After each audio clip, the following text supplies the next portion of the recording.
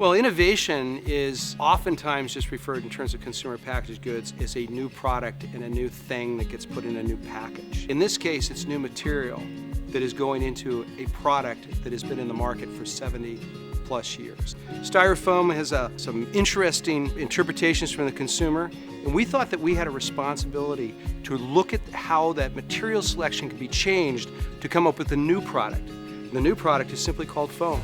It's made from post-consumer recycled plastic.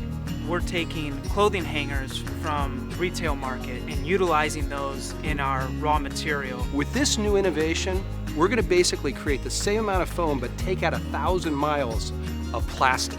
So you can imagine like the distance from New York to St. Louis is all of a sudden eliminated.